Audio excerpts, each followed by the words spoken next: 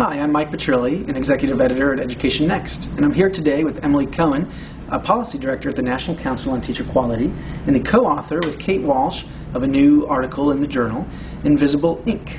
Emily, welcome. Thank you. So tell us a little bit about your article. What's the main argument that you make? The argument is that the states are playing an increasing role in shaping teacher policies, and then it's not just in the contract, the rules governing teachers.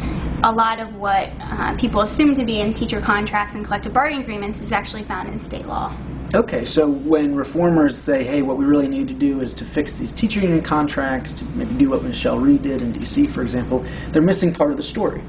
So what is it that you generally find in state law or state regulation instead of in teacher union contracts? Well, for example, tenure. Everybody thinks that contracts are deciding the rules for tenure. Well, actually, you really won't see much in a teacher's contract that talks about tenure. It's pretty much always in state law. States set the minimum time period before teachers can earn tenure. But this being said, it doesn't mean that teacher contracts can't address things regarding tenure. They can make the process more meaningful, even though they don't have a say in necessarily the probationary period for teachers. Okay, what about teacher evaluation? We've seen a lot of movement on that issue, particularly because of the focus and race to the top. Got states like Colorado that have moved some legislation. Is that something that also is mostly governed at the state level? It's mixed for teacher evaluation. States are increasingly getting involved in evaluations and making student performance a factor, a required factor in what teachers must be evaluated on, but it is mixed, and just because it's at the state level doesn't mean that districts can't write their own policies, but states can also write policies that would set a higher standard for all districts at a state. Okay, but if you're just focused at the district level, you're going to miss something that's happening in state policy. But how does this all come about? I mean, is this because teacher unions have found it more helpful to get certain policies favorable to them in state policy instead of district by district? I mean, is that the basic storyline? Exactly. It's a lot easier to lobby for a policy at the state level than in 100 districts in a state. And once it's in state law, it's pretty much a done deal. Right. Of course, once it's in a contract, it's pretty much a done deal as well. And yet we're starting to see some of these state policies change. Right. What do you give credit to?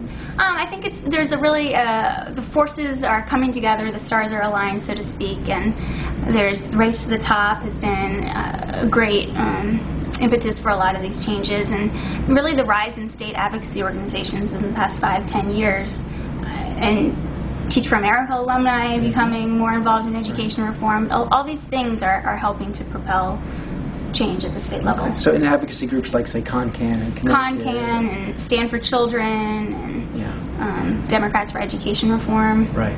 So right now with the recession and the funding crisis that a lot of places are facing, one of the big issues is around teacher layoffs. And if you have to lay off teachers, which teachers? And do you have to follow this whole last hired, first fired? So again, is that an issue that is predominantly in contracts, or is that also a state policy? It depends on the state. About 14 states or so require that teacher layoffs are done by seniority, so last hired, first fired. But in other places, it's decided at the local level. Often, though, you'll see the very same policies of seniority. Whether it's decided at the state, you'll see the very same language in a local contract. So the unions are sort of protecting their turf. But that does mean that if you're a policymaker, you're trying to figure out how can I save money or handle this recession more effectively, you might have this lever to pull at the state level, where if your state might be requiring last hired, first fired, and that's something you can change as a governor, get your legislature to change that. Absolutely. Arizona changed that policy in the end of 2009, making performance a factor in teacher layoff decisions. Okay. Well, great. Well, Emily, thanks so much for coming. Yeah, good to be here. Thank you.